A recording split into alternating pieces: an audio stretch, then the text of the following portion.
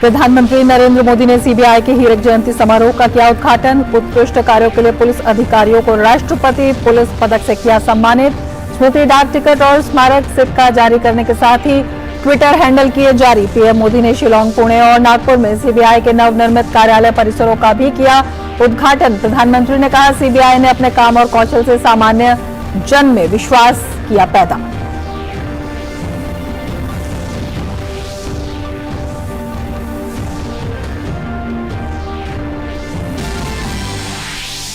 तीन दिनों की भारत यात्रा पर नई दिल्ली पहुंचे भूटान के राजा जिग्मे खेसर नामग्याल वांगचुक। विदेश मंत्री डॉक्टर एस जयशंकर ने किया हवाई अड्डे पर स्वागत। अपनी यात्रा के दौरान वे राष्ट्रपति द्रौपदी मुर्मू और पीएम मोदी से करेंगे मुलाकात।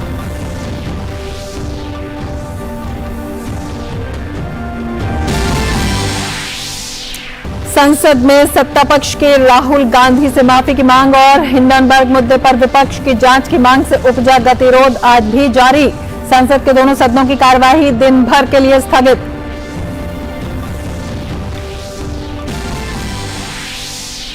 अवमानना मामले में सजा को राहुल गांधी ने सूरत की सत्र अदालत में दी चुनौती। 3 मई को होगी सुनवाई। कोर्ट ने राहुल गांधी को 13 अप्रैल तक दी जमानत।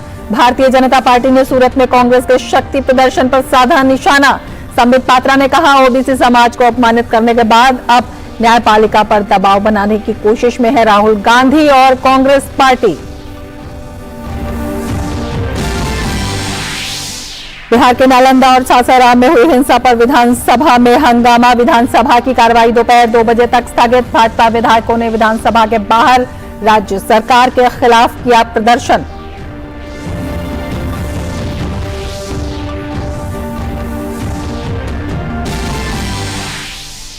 और पश्चिम बंगाल के हुगली में 2 गुटों की झड़प के बाद इलाके में अभी भी धारा 144 लागू। पुलिस ने 12 लोगों को किया गिरफ्तार। कुछ इलाकों में इंटरनेट सेवाएं भी की गई बंद।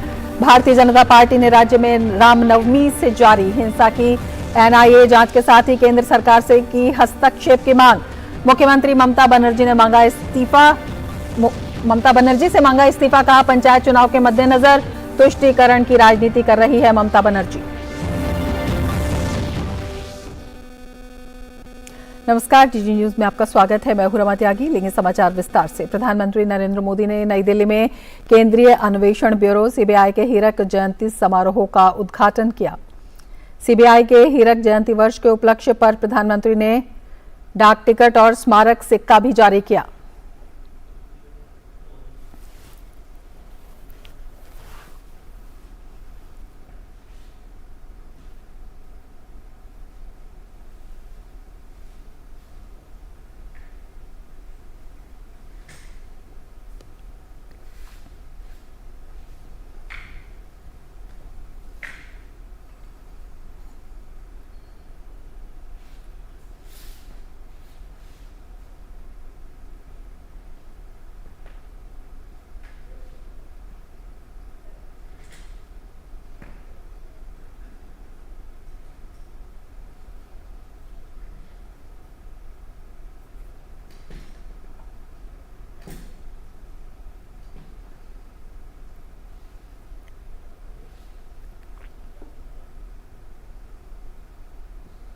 साथ ही पीएम ने सीबीआई के ट्वीट हैंडल की शुरुआत की। केंद्रीय अन्वेषण ब्यूरो की स्थापना 1 अप्रैल 1963 को की गई थी।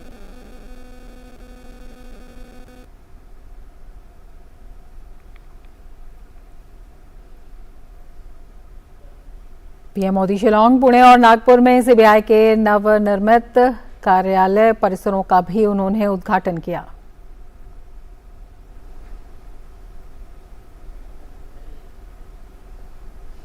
इस अवसर पर उन्होंने सीबीआई में उल्लेखनीय सेवा के लिए पुलिस पदक और सर्वोत्तम जांच अधिकारी के लिए स्वर्ण पदक प्रदान किए। इनमें विशिष्ट सेवा के लिए राष्ट्रपति पुलिस पदक शामिल है।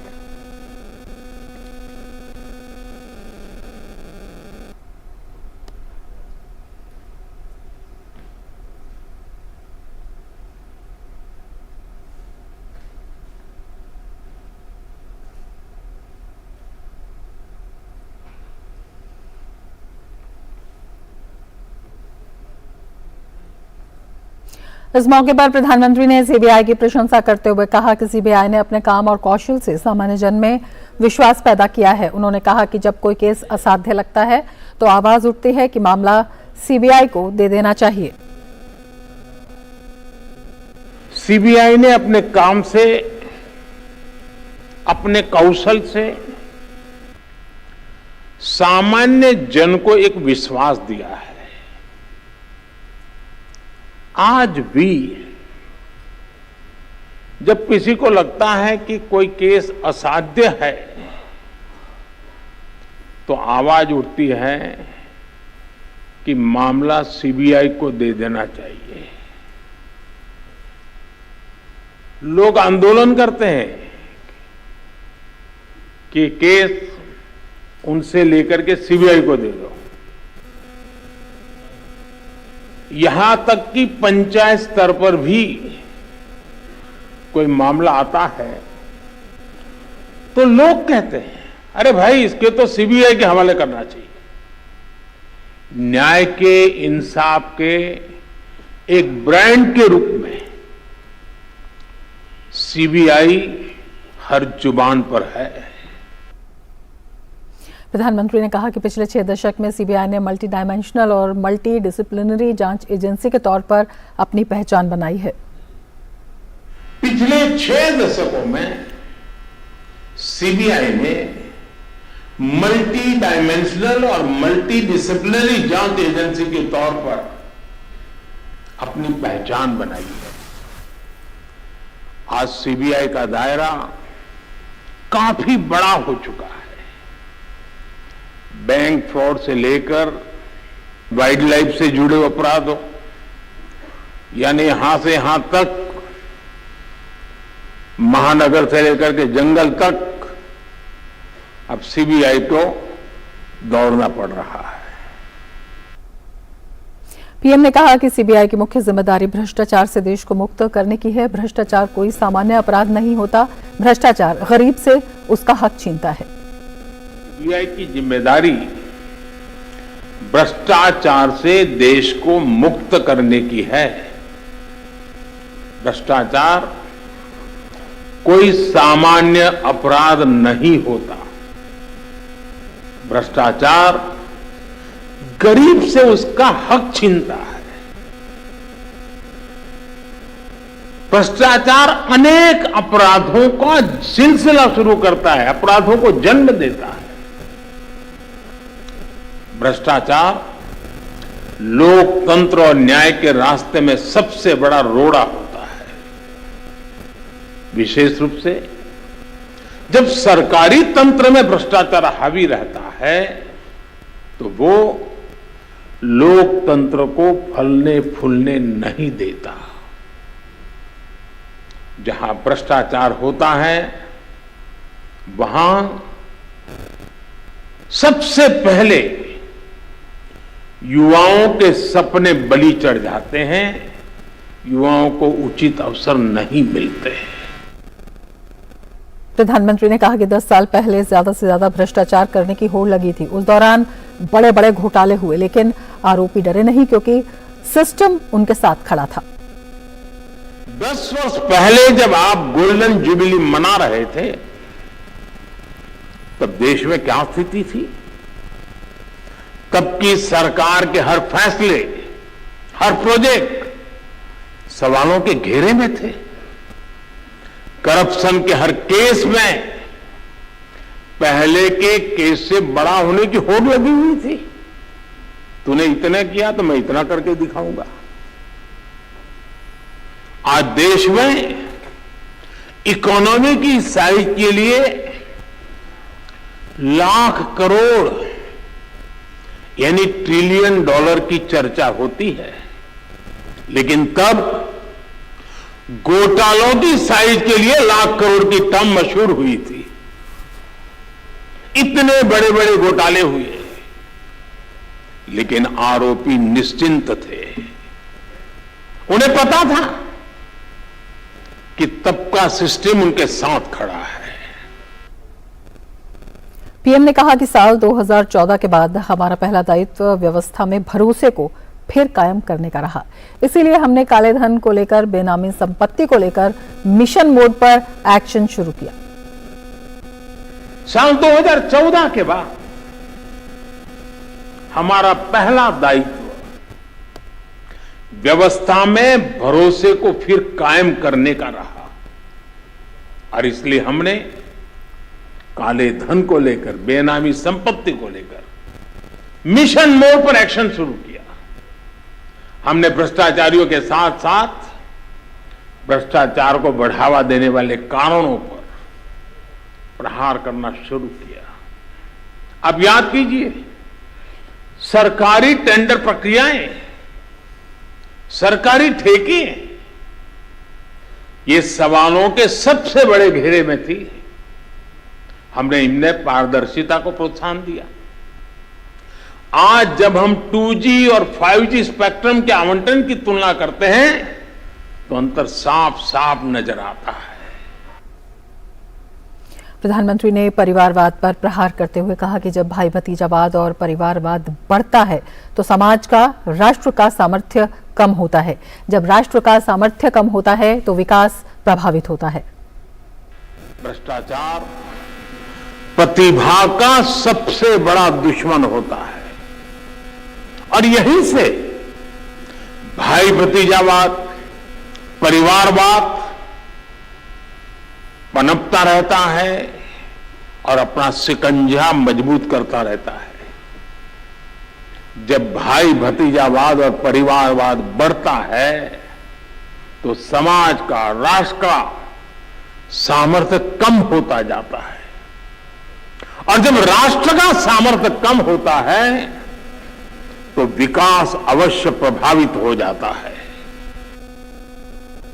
संसद का बजट सत्र अभी तक लगातार हंगामे की भेंट चढ़ा है। हंगामे के कारण पिछले 2 सप्ताह तक संसद में कोई खास काम नहीं हो पाया। आज राज्यसभा में हंगामे के कारण कार्यवाही पहले 2 बजे तक स्थगित हो गई। जैसे ही सदन की कार्यवाही शुरू हुई, विपक्षी दल हंगामा करने लगे। सभापति जगदीप धनखड़ ने सदन चलाने की कोशिश की, लेकिन जब हंगामा नहीं थमा तो उन्होंने आज दोपहर 2 बजे तक के लिए सभा की कार्यवाही स्थगित कर दी। दोपहर 2 बजे के बाद भी हंगामे के कारण राज्यसभा की कार्यवाही पूरे दिन के लिए स्थगित कर दी गई। उधर लोकसभा में अध्यक्ष ओम बिरला ने बीजेपी सांसद गिरीश बापट के निधन पर शोक जताया। उसके बाद निचले सदन में 1 मिनट का मौन रखा गया और सदन की कार्यवाही बिना किसी कामकाज के दोपहर 2 बजे तक के लिए स्थगित कर दी गई। आज भी सदन में कांग्रेस के सदस्य काले कपड़े पहनकर आए थे। 2 बजे के बाद भी लोकसभा में हंगामा जारी रहा। हंगामे के बीच ही सत्ता पक्ष की ओर से महत्वपूर्ण पेपर सदन के पटल पर रखे गए। विपक्ष वेल में आकर जोर शोर से नारेबाजी करता रहा। हंगामे के कारण लोकसभा की कार्यवाही एक बार पूरे दिन के लिए स्थगित कर दी गई। आज राज्यसभा दिवस है। उच्च सदन के चेयरमैन जगदीप धनखड़ ने सभी सदस्यों को राज्यसभा दिवस की शुभकामनाएं दी। उन्होंने कहा कि आज ही के दिन साल 1952 में राज्यसभा का गठन हुआ था। हमारे संविधान में परिभाषित राज्यों की परिषद हमारी राजनीति में महत्वपूर्ण भूमिका निभाती है। हमारे लोकतंत्र के संघीय सिद्धांत को कायम रखते हुए राज्यसभा लोगों की चिंताओं को व्यक्त करके और वैज्ञानिक चर्चाओं के लिए एक मंच के रूप में कार्य करते हुए उनके कल्याण में योगदान देती है। Honorable members, greetings to you on Rajya Sabha Day. On this day, in the year 1952, Rajya Sabha was constituted. The Council of States, as defined in our Constitution, plays a critical role in our polity. Upholding the federal principle of our democracy, Rajya Sabha contributes towards the welfare of the people by voicing their concerns and acting as a platform for erudite discussions. Honorable members, terms upper house or house of elders, though not part of official glossary, amply reflect uniquely significant importance of this institution. Nation justifiably expects us to lead by example in setting sublime parliamentary traditions worth emulating by all others. The House should be a platform for debate, dialogue, deliberations and discussion, and not a theatre of disruption and disturbance.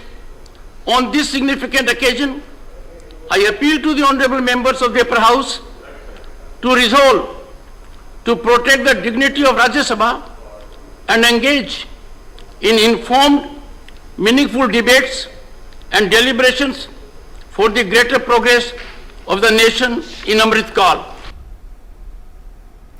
Bhutan के राजा जिग्मे खेसर नामग्याल वांगचुक भारत की 3 दिन की यात्रा पर Delhi airport पहुंचे, जहां विदेश मंत्री डॉक्टर एस जयशंकर ने उनका स्वागत किया। उनके साथ विदेश और विदेश व्यापार मंत्री डॉक्टर नांडी दोरजी और भूटान की शाही सरकार के वरिष्ठ अधिकारी भी आए हैं। अपनी यात्रा के दौरान वे राष्ट्रपति द्रौपदी मुर्मू और पीएम मोदी से मुलाकात करेंगे।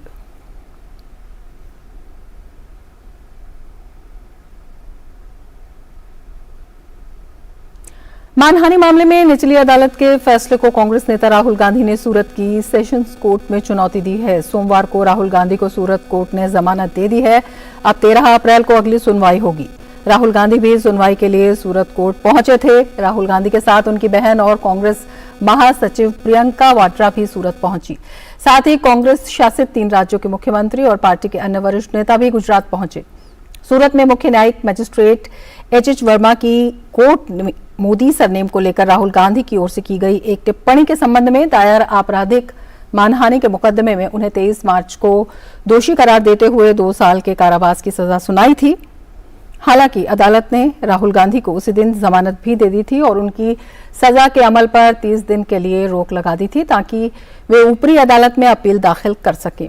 सूरत की अदालत की ओर से दोषी ठहराए जाने के बाद लोकसभा सचिवालय ने 24 मार्च को एक अधिसूचना जारी कर राहुल गांधी को संसद की सदस्यता से अयोग्य घोषित कर दिया था। भारतीय जनता पार्टी ने कांग्रेस नेता राहुल गांधी के ओबीसी पर दिए गए बयान पर एक बार फिर निशाना साधा है। भाजपा प्रवक्ता संबित पात्रा ने कहा कि राहुल गांधी ने ओबीसी समाज का अपमान किया है। उन्होंने कहा कि आज सूरत कोर्ट में अपील के नाम पर कांग्रेस हुड़दंग और नौटंकी करने जा रही है। साथ ही उन्होंने पूछा कि क्या राहुल गांधी न्यायिक प्रक्रिया पर दबाव बनाने की कोशिश कर रहे हैं। राहुल गांधी, उनके परिवार के लोग और कुछ मुख्यमंत्री जैसे अशोक गहलोत, भूपेश बघेल जी, उनके परिवार से प्रियंका वाड्रा, ये सारे लोग आज सूरत जा रहे हैं राहुल गांधी के साथ और वहां पर अपील करने के नाम पर हुड़दंग करने वाले हैं। रास्ता रोको, नौटंकी करो, इस प्रकार का एक माहौल गुजरात में कांग्रेस पार्टी और राहुल गांधी जी का परिवार बनाने वाला है। क्या आप न्याय प्रक्रिया पर प्रेशर डालना चाहते? क्या आप भारत के न्याय प्रणाली जो है, न्यायपालिका जो है, इंडियन जुडिशियरी, उसके ऊपर प्रेशर डालना चाहते? पश्चिम बंगाल में रामनवमी जुलूस के दौरान हुई हिंसा से नाराज भाजपा कार्यकर्ताओं ने राज्य सरकार के खिलाफ जमकर विरोध प्रदर्शन किया। इस दौरान उन्होंने घटना की घोर निंदा करते हुए आरोपियों की गिरफ्तारी की मांग की। इस दौरान प्रदर्शनकारियों और पुलिस के बीच झड़प भी हुई।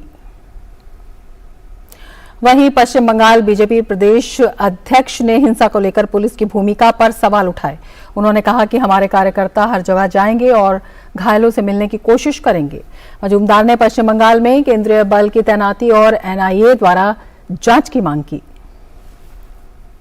पुलिस पूरी तरीके से प्लान भूलिए कर रही है, ऊपर की इंस्ट्रक्शन की वजह से कर रही है।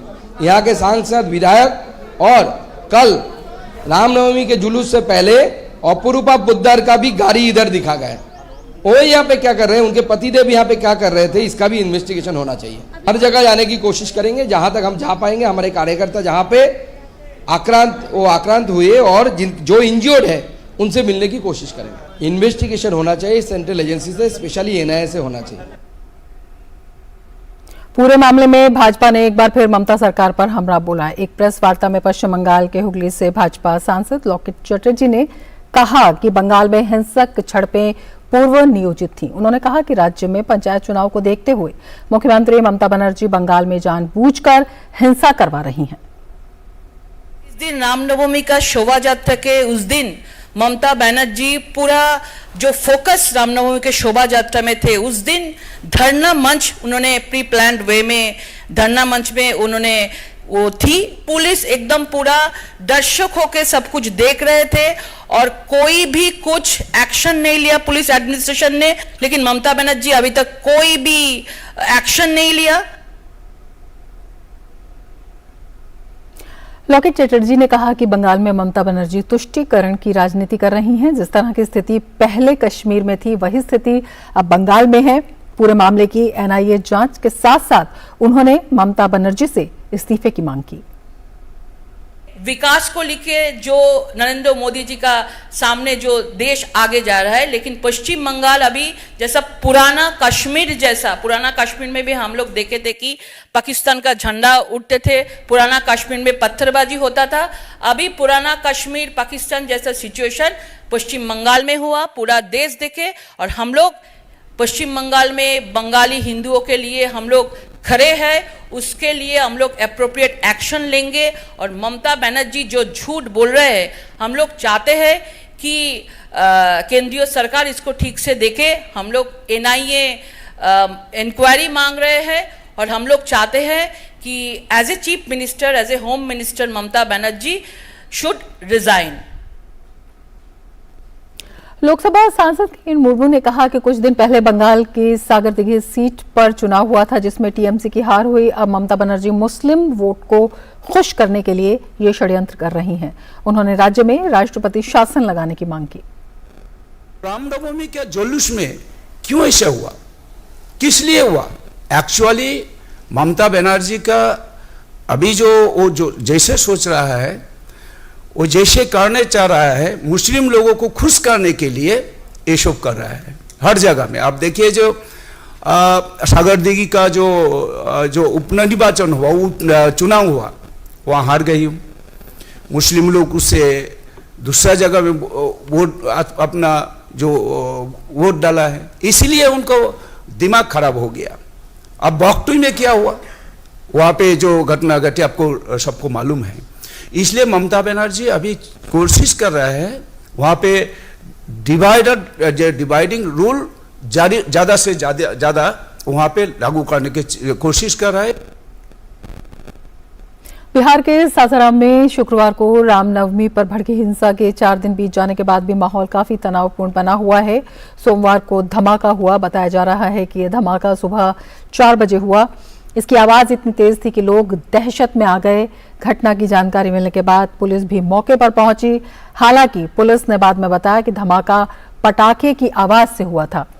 दूसरी तरफ बिहार शरीफ में हिंसा की घटनाओं के बाद प्रशासन का दावा है कि शहर की स्थिति सामान्य है, कोई बड़ी घटना नहीं हुई है। सभी दुकानें धीरे धीरे खुल रही हैं, लोग भी बाहर निकल रहे हैं। हर वार्ड में शांति समिति बनाई गई है। अब तक 130 से ज्यादा लोगों को गिरफ्तार किया जा चुका है। बिहार विधानसभा की कार्रवाई शुरू होने के साथ ही रामनवमी जुलूस के दौरान हुई हिंसा के मामले को भाजपा ने जोरदार तरीके से सदन के भीतर उठाया, जिसके बाद सदन में जोरदार हंगामा शुरू हो गया। बीजेपी के विधायक हाथों में पोस्टर लेकर सदन के भीतर पहुंचे थे। जैसे ही सदन की कार्रवाई शुरू हुई, भाजपा के विधायकों ने हंगामा शुरू कर दिया। आज जैसे ही विधानसभा की कार्रवाई शुरू हुई, भाजपा की तरफ से नेता प्रतिपक्ष विजय कुमार सिन्हा ने सासाराम और बिहार शरीफ में रामनवमी जुलूस के दौरान हुई हिंसा का मामला उठाया। बीजेपी के विधायक सदन के भीतर पोस्टर लेकर पहुंचे थे और अपनी जगह से खड़े होकर सरकार पर आरोप लगा रहे थे। स्पीकर के आदेश के बाद मार्शल ने बीजेपी विधायकों से पोस्टर वापस ले लिए। हंगामे के बीच विधानसभा की कार्रवाई को दोपहर 2 बजे तक के लिए स्थगित कर दिया गया।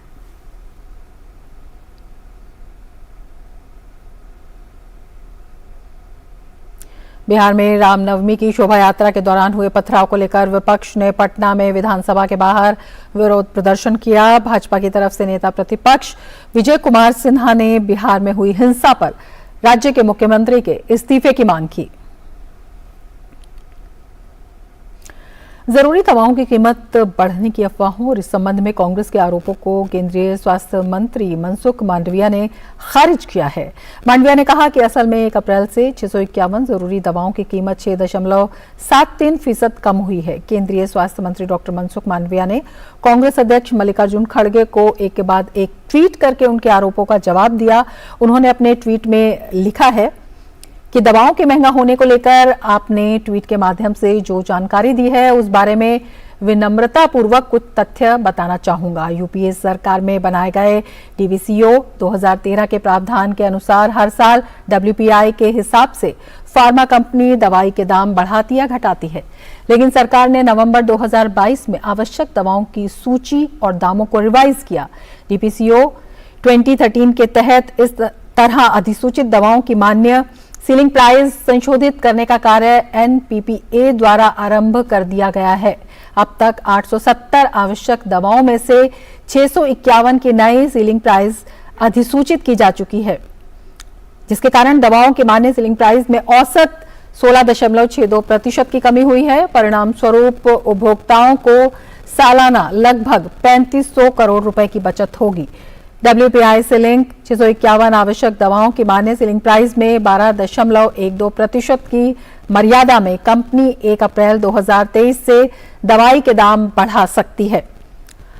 अगर कंपनी पूरा भी दाम बढ़ा ले तब भी औसत 6.73% की कमी अनुमानित की गई है। और ये भी बताना चाहूंगा कि प्रधानमंत्री नरेंद्र मोदी जी के नेतृत्व में चलाया जा रहा जन औषधि अभियान सप्लाई साइड का बहुत बड़ा इंटरवेंशन है, जिसने मार्केट में एक उच्चतम प्रतिस्पर्धा तैयार की है, जिसके कारण सालाना डब्ल्यूपीआई के तहत जिस सीमा में दाम बढ़ाने की इजाजत है उसके बावजूद भी फार्मा कंपनियां पूरा दाम नहीं बढ़ाती हैं। एनपीपीए इंडिया ने भी इस विषय में जानकारी दी है और वो भी आपके ध्यान में रखना चाहूंगा। स्वास्थ्य मंत्री ने ट्वीट कर ये जानकारी दी। आगे बढ़ते हैं। राष्ट्रीय मानवाधिकार आयोग ने एक याचिका का संज्ञान लेते हुए ओडिशा और तेलंगाना के मुख्य सचिवों से 4 हफ्ते के भीतर कार्रवाई रिपोर्ट मांगी है। राष्ट्रीय मानवाधिकार आयोग ने इस मामले पर जवाब मांगा है कि गरीब महिलाओं के बच्चों को मजदूरी के लिए क्यों मजबूर किया जा रहा है। खासकर ये ऐसे मामलों में पाया गया है जो महिलाएं कर्ज चुकाने में सक्षम नहीं है। इसके बदले में उन महिलाओं के बच्चों से मजदूरी कराने के लिए उन्हें मजबूर किया जा रहा है। गरीब विधवाओं के हक के लिए दायर याचिका में 2 कहानियों का जिक्र है, जिसमें पहली कहानी ओडिशा की है, जहां बलांगीर जिले में एक महिला को अपने पति की मृत्यु के बाद अपनी बेटी को इसलिए गिरवी रखना पड़ा था कि उसके पति ने भट्टा मालिक से 60,000 रुपए का कर्ज ले रखा था। हालांकि बाद में प्रशासन ने विधवा की 12 साल की बेटी को छुड़वा लिया था। वहीं एक दूसरा मामला तेलंगाना का है, जहां एक आदिवासी महिला ने 2016 में अपने पति के अंतिम संस्कार के लिए पड़ोसी से 5,000 रुपए उधार लिए थे, जिसे चुकाने में असमर्थ 3 बच्चों की मां को अपने 13 और 11 साल के 2 बेटों को गिरवी रखने के लिए मजबूर होना पड़ा था। इन्हीं याचिकाओं का संज्ञान लेकर राष्ट्रीय मानवाधिकार आयोग ने दोनों राज्यों को नोटिस दिया है। इसके साथ ही इस बुलेटिन में फिलहाल इतना ही। नमस्कार।